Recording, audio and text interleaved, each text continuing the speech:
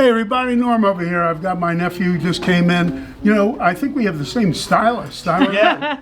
We both came in wearing the same colors. I know we had a conversation last night, but we never talked about what we were wearing today. So it was funny to see that, you know, we're simpatico. great minds think alike, you know.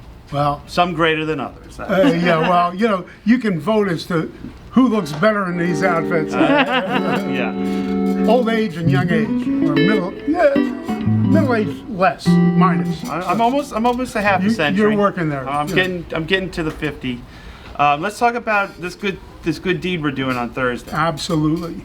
So we are playing for the Midnight Mission. Yep. We're going to try to help the homeless, and Joe is, you know, on top of being, you know, probably one of the greatest musicians, in my opinion, the greatest blues rock guitar player of all time. No, that's my opinion. You know, it's all opinion, but I mean, a lot of people would agree with me, and a lot of guitar players would agree with me. And so again, but as a person, you know, he's generous. He's got this Keeping the Blues Alive Foundation, helping a lot of the musicians that need help, and also helping with the Midnight Mission. And you've done a number of shows for us for the Midnight Mission. Yeah, this is probably my 4th or 5th. And, you know, our Keeping the Blues Alive Foundation, we just surpassed $3 million raised and given away over the last, you know, decade and or more. And this Midnight Mission thing, I know you enjoy. You know, charity. The concept of charity starts at home, and it doesn't take long to drive around Los Angeles and say to ourselves, "Hey, we have a major homeless problem. Yes, we do. People can't feed themselves. They don't have any place to go. They don't have nothing." Well, we're putting a small Band-Aid on a very big wound. Yeah. So every dollar that we raise on Thursday goes to feeding the homeless, sheltering them. All of the above, and we've had some wild adventures out in you know, Calabasas at the house and at Donnie's old house, but this is going to be great, and what a lineup of talent, and I'm going to do a rare appearance, a power trio. I haven't played power trio in a long time. Well, with our buddy Travis and Carlton and Lamar Carter. I said, hey guys, you want to do like power trio blues? They're like, sure. Do we need to rehearse? No. It's well, I mean, we all know works as much as you. That's what we all know what we're doing. We can tune our instruments and drums. So if you're a guitar player, you want to go to this show, you're going to see Joe in a nice theater where all the seats are good, and you know. So. And we're going to Glendale. Never fails. Marlene, you should have taken it. It is. So, I'm always in trouble. How dare you send me the voicemail? Yes. Well, I'm in the doghouse. The phone will be. What can I tell you? Anyhow, again, we're doing this for the Midnight Mission. Gibson was so cool. They sent us 4 really beautiful guitars. I mean, really high-end custom shop stuff. Yeah. I mean, thank you to Gibson, Mark, and everybody. You know, Cesar and all those guys, and Alex from Gibson Gives. Joe's going to sign this, and we're going to auction these off. All the money is going to go to help the homeless, so please be generous. And let's hear how this sounds a little bit. Well, it sounds like an SG.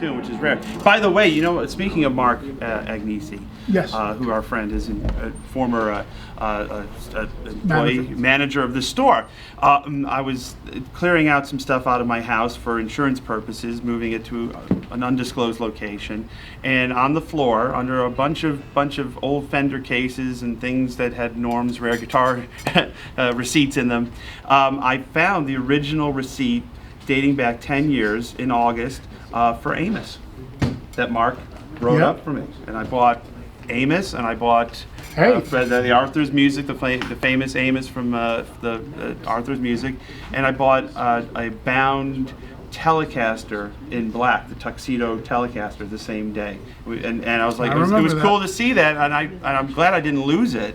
And now it's in Amos's case, and we're. Well, so you're doing like what I used to do. You open the case and go, "Wow, I forgot I even had this." So. I told you on the phone yesterday that our, you know, me moving all that stuff and out of my house, I feel like I bought 6 or 7 guitars on Saturday, and I shopped in my own home. That was the most savings you've ever had. I'm like, what's in here? Oh, cool. I shouldn't have bought 3 more of those. but no, I'm really excited about this, and thanks to Gibson, and like I think Fender donated some stuff, and I think Martin. I mean, so everybody's in, and we're gonna raise a lot of money. Right. Thanks to the Alex Theater, thanks to Gibson, Gibson Gives, Martin, the CF Martin Company, Fender Company. I mean, they all came through. The big three American companies came through for us. Thank you guys for doing this. And Joe's going to sign this. We'll sign it, and hopefully it's good. Here, I'll sign it right now. So yeah. we have. So it's I'll sign it on the pick guard. Wherever you. This way you could remove it if you don't. Nobody was going to want to remove it if you sign it. You never know. We want maximize the money, and then now now because it's been a while since we did show and tell. Oh yeah, let's do that. I brought something in. Yeah, this is. Side note. Is this a reissue? No, it's not. This is a real one. No, I'm just kidding. It's the real deal. This is a 1959 Les Paul that I purchased from a gentleman through a store in Phoenix that bought it in 1974, and he was astute enough to keep the receipt. Now, anybody want to guess how much a 59 Les Paul would have cost you at Alex Music on West 48th Street in New York in the year of 1974? Well, I can't say. $800? No, but no, more than that. Yeah, 900. but they were when More I than first started doing it in the late '60s. They were about $800. Right. But this was $1,900. This was $1,900. And people squawked like crazy. People went $1,900 for a guitar. What are you, crazy? Yep. So apparently not too crazy. When did they surpass 5,000? About 1980, 81? Probably like the late '70s. It started catching on because Guitar Player magazine started featuring them and stuff like that. And then, guitars weren't even called vintage guitars then. They were just used guitars. Right. Then the word vintage came in. So as when I first started, it was a very inside thing, and then it became a national phenomenon, and then an international with Japan and Europe and everybody. And so, and now it's the price of a house in a lot of cities. Exactly. And this one's got pretty good color. This is 0406, 90406. And yeah, I mean, it's really, it's very interesting, like, to see this information, and when they have the original receipts, and they were never cheap. They've always been slightly controversial. People always complain. Yeah. Our friend Joe Martino bought one in the early 80s, and people made fun of him because he paid $2,000. Oh, yeah. And I know Joe very well. And he kept them. He kept them for 35, 40 years. That's the deal, is that, I don't recall them ever going down, but I remember them leveling a little bit and then going back up, and then leveling, and then...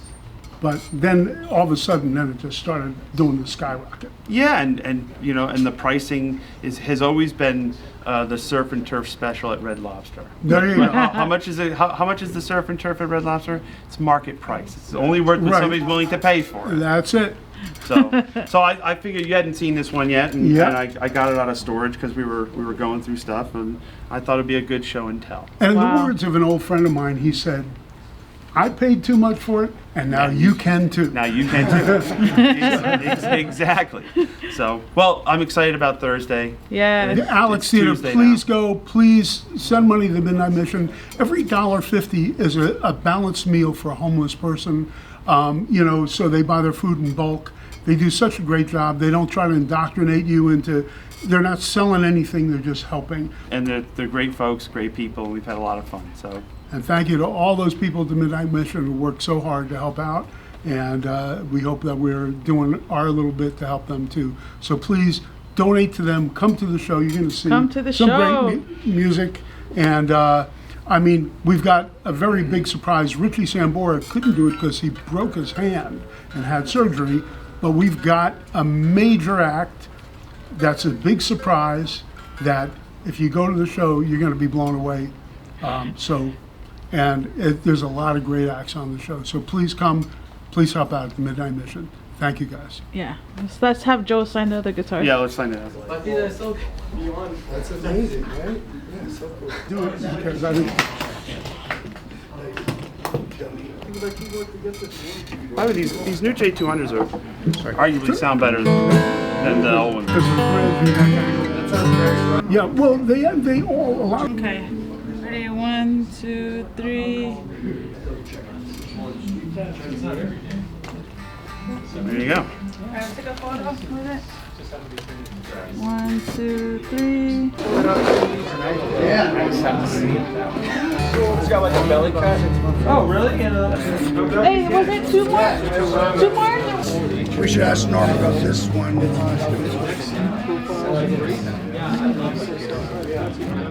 1, 2.